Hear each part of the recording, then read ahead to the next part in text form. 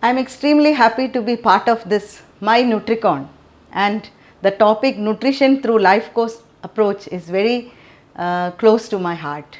I thank team JSS, Dr. Praveen, Dr. Maithili for this opportunity and the august audience I am having. Actually, when we see a baby like this, what will be in our mind? Let the baby grow up and be happy like this baby. But what is actually happening is that some of them end up like this and some of them end up, that is malnutrition, and some of them become very obese. So, how to prevent the double burden of malnutrition and the third dimension of micronutrient malnutrition, that is whether your weight is normal, low or more, you may be having multiple micronutrient deficiencies. And I am not going to any statistics or the situation analysis. We know what is, where are we with respect to nutrition and healthy eating. I am only trying to convey 10 workable essential nutrition interventions across the life cycle. The first and the foremost is, let us capitalize on the power of the first 1000 days. That is the window of opportunity, and there is an extended window of opportunity also. And let us ensure the essential nutrient, that is breastfeeding, to all our babies during this window of opportunity, that is the first 1000 days. Breast milk is a life savior to millions of children, and it is a promoter of optimum body growth, brain growth, emotional well-being, and it can even prevent the future NCDs. So, when we have a healthy baby into a healthy environment, we call it primordial prevention.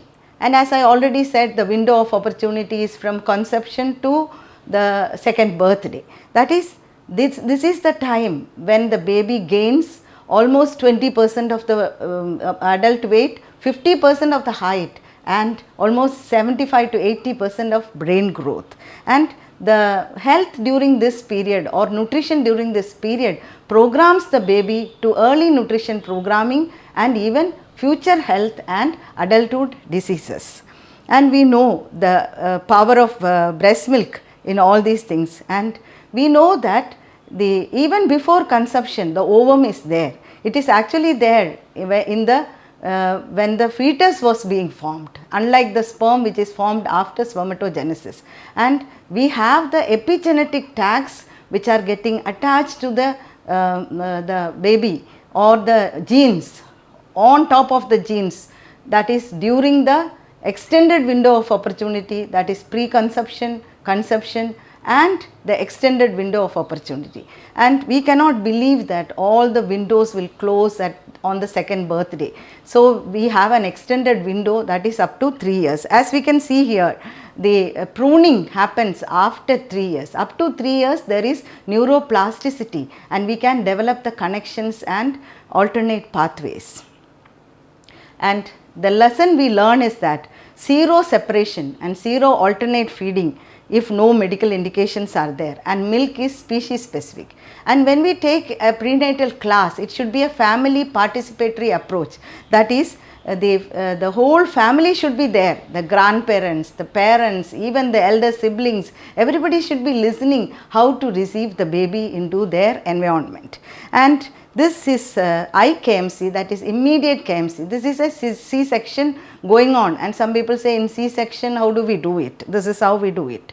And then we know that the bottleneck in child nutrition is complementary feeding. So, we have to capitalize on the annapression, that is the rice giving ceremony, which has to be conducted around 6 months of age. Now, we are not having even a visit at 6 months. After 1.5, 2.5, 3.5, we call them at 9 months for vaccination. That is why we have to have this visit, and we have to ensure minimum dietary diversity, minimum meal frequency and minimum acceptable diet.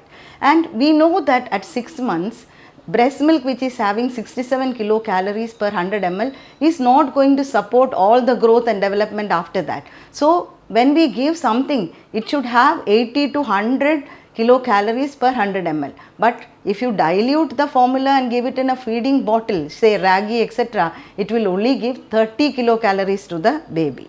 And the WHO has said about the 7 food groups, including animal source food for the baby, and this has to be given starting with 2 times a day and reach up to 4 times, and at least 4 food groups should be there by the age of 1 year. And the non-breastfed babies must be having 2 milk feeds extra. There should be iron fortified food, iron supplementation or iron rich food also in this. The next point is that optimize feeding during and after illness. And after an illness we have to give, during and after an illness we have to continue giving breastfeeding and 1 extra meal for at least 2 weeks.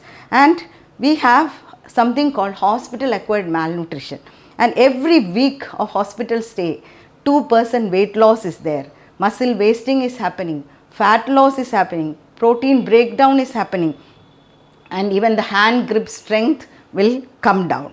And there are certain tools like the screening tool for assessment of malnutrition in pediatrics, etc. When a child is sick, we will have to utilize these things. And the 4th point I am telling is that we should have community management of acute malnutrition, CMAM. And CMAM is actually an integrated management of acute malnutrition, which has got a hospital component and a field component. A community outreach is also there, and this will take care of all the complications, the referral back to the community and follow up, etc. And ready to use supplementary or therapeutic food indigenously prepared is available, and we will have to capitalize on that. And these are some of the examples, and the NRCs are actually bridge between the hospital and the home care, and we will have to focus on these also where malnutrition is quite high.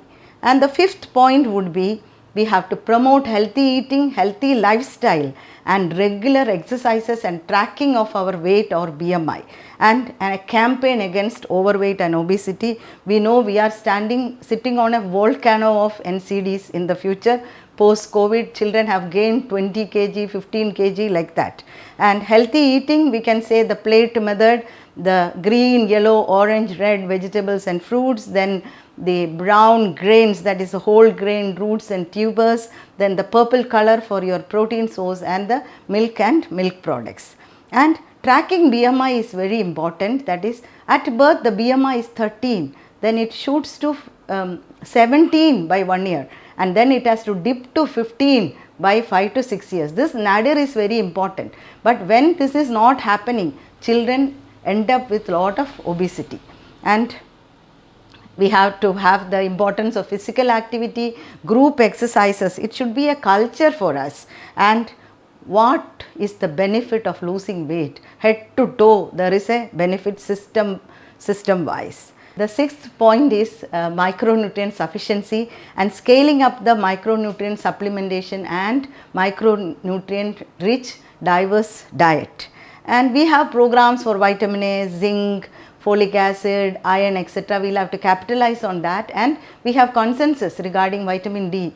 We will give to all newborn babies till they are 1 year old, and when the person is vegetarian, B12 sufficiency will have to be thought of, and vitamin K supplementation when the gut flora is not very stable or active like in a baby. And mind you, the vitamin D synthesis is happening with UVB rays, which will come only when the zenith angle is minimum, that is at noon time.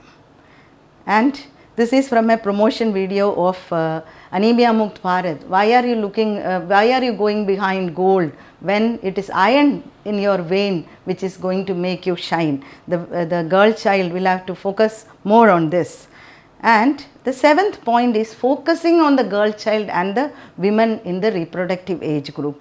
We have the National Girl Child Day, the Beti Bachao, Beti Padhao program, and the Women's Day on March 8th, and we will have to set goals for the prospective mother. Minimum 45 kg and 145 centimeters and a BMI between 18.5 to 22. 22 or less than 23. That is what, and with plenty of iron and calcium stores. And the 8th point is focusing on the vulnerable sections like the tribal population, the coastal, urban slums, street children, and with the positive deviance cultural practices which are deep rooted in within them should be tapped. And we have all sort of models from various states, and in Palakkad, in Kerala, Attapadi, we have a model supported by IAP, and we even make some of the videos in their tribal languages, animated, based on the MCP card, like immunization, breastfeeding, antenatal care, etc. I would say the 9th point is more important but may be difficult, that is capitalize on the relevant non-nutritional interventions for overall health benefits.